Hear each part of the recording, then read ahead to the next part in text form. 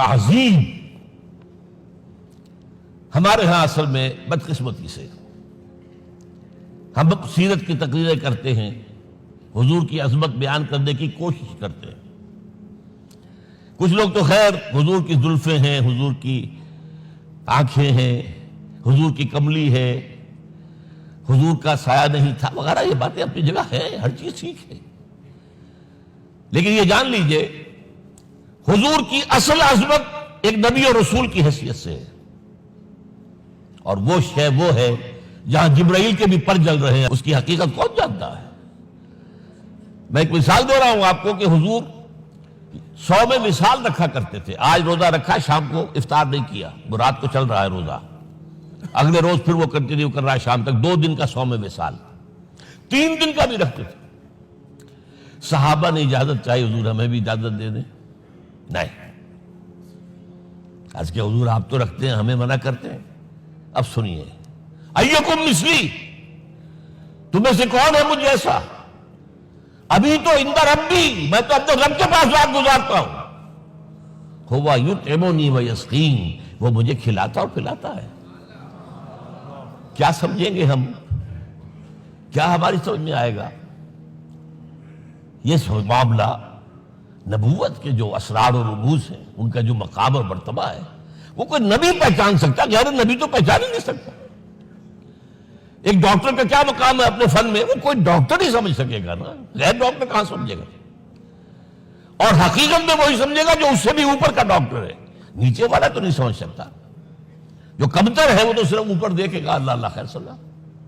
جو اوپر ہے اور ظاہر ہے محمد سے اوپر کوئی نہیں صلی اللہ علیہ وسلم. یہی وجہ ہے، دیکھیے شیخ سعدی کو کیا کہنا پڑا، یا صاحب الجمال و یا سید البشر من وجهك المرير لقد نور القمر لا يمكن الثناء كما كان حقه بعد خدا بزرگ توئی قصہ مختصر. اے محمد صلی اللہ علیہ وسلم، آپ کی ثنا جیسے کہ حق ہے ہو ہی نہیں سکتی. غالب اس سے بھی آگے گیا ہے، میں بات ابھی آپ کو سناتا ہوں شعر اس کا. آپ کی ثنا کا حق ادا ہو ہی نہیں سکتا، بس ہم یہ جانتے ہیں اللہ کے بعد آپ کا مقام. غالب جو آگے گیا ہے کہتا ہے، غالب ثنائے خواجہ بیزدان گزاشتیم کہاں ذات پاک مرتبہ دان محمد است. اے غالب، ہم نے تو حضور کی ثنا تو اللہ کے حوالے کر دی ہے، اس لیے کہ وہی ذات پاک جانتا ہے مرتبہ محمد کا کیا ہے صلی اللہ علیہ وسلم. ہم بیان کرنے کی کوشش کریں گے تو توہین کر بیٹھیں گے. ایک لطیفہ ہے، ایک بیچارہ کوئی دیہاتی کہیں پھنسا ہوا تھا کسی جگہ، تھکا ہوا چل رہا تھا، ڈپٹی کمشنر صاحب جا رہے تھے، کار میں بٹھا لیا. اب اس نے کہا، پتر تینوں اللہ پٹواری کرے. اب اس غریب کے جو ہے اس کے ذہن میں تو پٹواری سے اوپر تو کچھ ہے ہی نہیں. اس کے قلم سے جو ہے ادھر کا انتقال ادھر ہو گیا، ادھر کی ادھر چلی گئی. تو ڈی سی کو وہ تعریف کر رہا ہے، اپنے سمجھ کے مطابق پٹواری کرے. تو ہم کہیں پٹواری والا معاملہ نہ کریں. ہاں، ایک پہلو ایسا ہے جس کے حوالے سے حضور کی عظمت ہماری سمجھ میں آئے گی.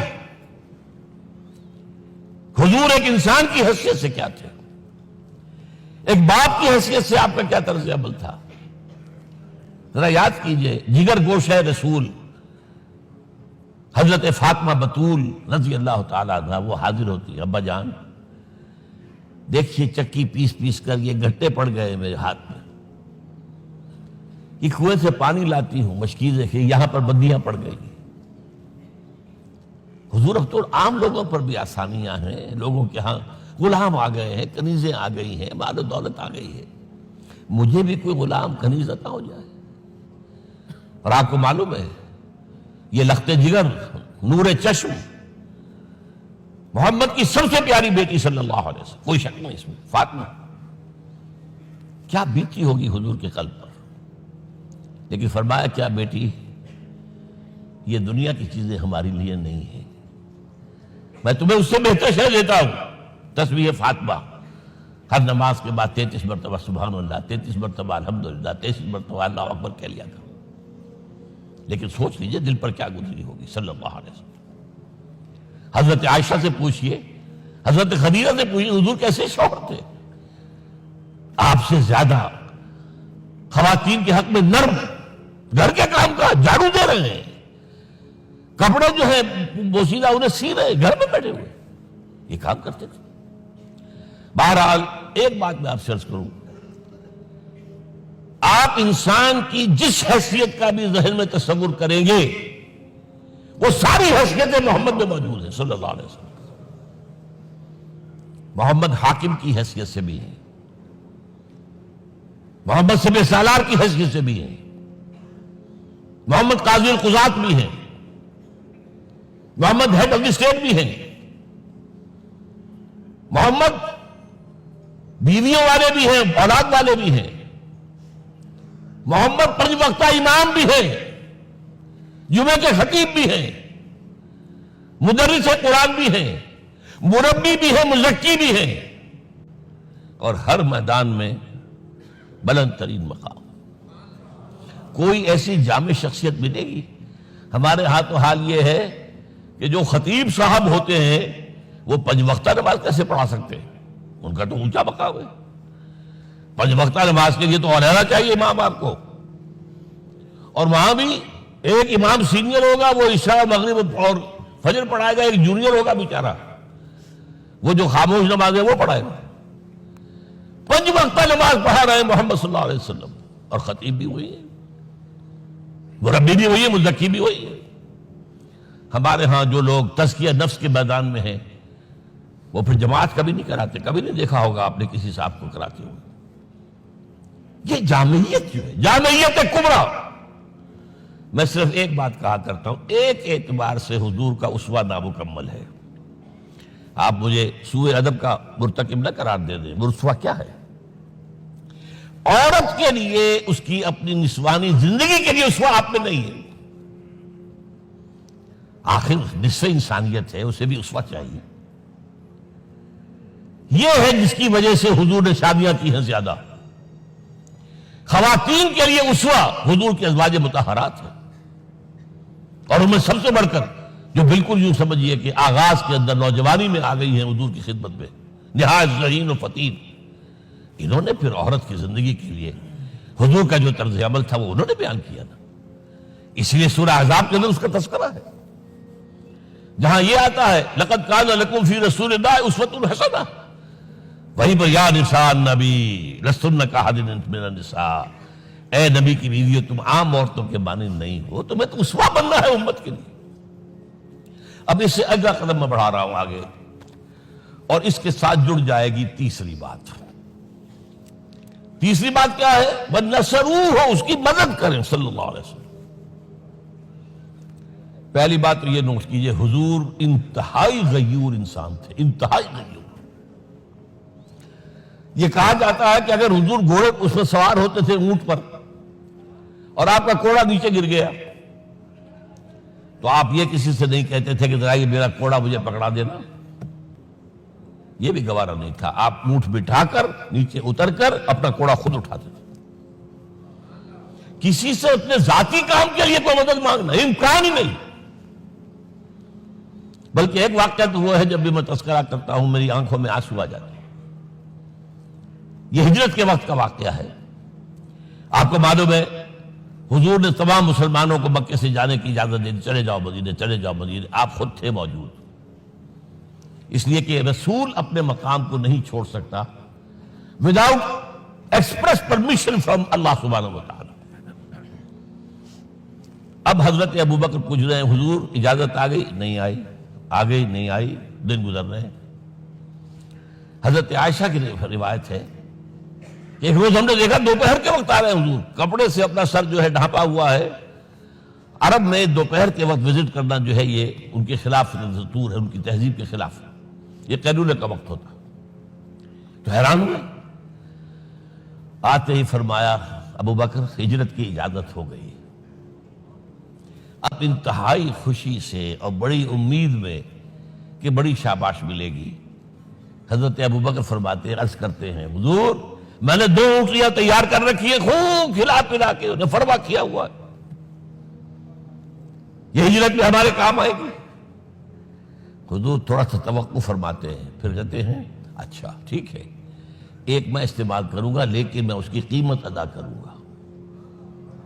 حضرت ابوبکر رو پڑے، حضور مجھ سے یہ مغایرت، سائے کے تراب کے ساتھ رہنے والا، اس سے یہ مغایرت، ذرا سے اشارے پر اپنی کم سن بیٹی پیش کر دی نکاح کے اندر، اس سے یہ مغایرت، رو پڑے۔ لیکن حضور کی اپنی غیرت تھی، میں قیمت دوں گا۔ اب بتائیے مدد کا کہ یہ درکار تھی؟ مدد تھی ان کے مشن کے لیے۔ مشن دو حصوں میں تھا، اس کو جانیے، آج کچھ علمی باتیں آ رہی ہیں۔ حضور کے مشن کے دو حصے، ایک ابتدائی جو تمام انبیاء اور رسول کا تھا، ایک تکمیلی جو صرف محمد کا صلی اللہ علیہ وسلم۔ ابتدائی کیا ہے؟ اللہ کی طرف دعوت، تبلیغ۔ جو دعوت قبول کر لے ان کے لیے بشارت، بشیر کہ تمہارے لیے آخرت میں جنت ہے، نعمتیں ہیں۔ رد کر دے ان کے لیے نذیر، خبردار کرنے والے، جہنم کے لیے تیاری کر لو۔ داعی اللہ، اللہ کی طرف بلانے والے، سراجا منیرا، روشنی کے چراغ۔ یہ حیثیتیں مشترک ہے تمام انبیاء کرام۔ تمام انبیاء بشیر بھی تھے، نذیر بھی تھے، داعی بھی تھے، سراج منیر بھی تھے، اگرچہ ان تمام حیثیتوں میں بھی حضور کا سب سے اونچا مقام علیحدہ نمایاں ہے، لیکن حیثیتیں بنیادی طور پر مشترک۔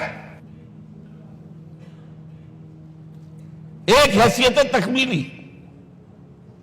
اور وہ کیا ہے؟ اے نبی، جو دین آپ کو دیا گیا ہے صرف تبلیغ نہیں، صرف تعلیم نہیں، اس کو قائم کر کے دکھاؤ نظام زندگی کی حیثیت سے۔ 3 مرتبہ قرآن میں یہ الفاظ حضور کے لیے آئے ہیں، هو الذی ارسل رسولہ بالہدی ودین الحق لیظہرہ علی الدین کلہ۔ 3 دفعہ سورہ توبہ میں یہ الفاظ آئے، سورہ صف میں یہ الفاظ آئے، سورہ فتح میں یہ الفاظ آئے۔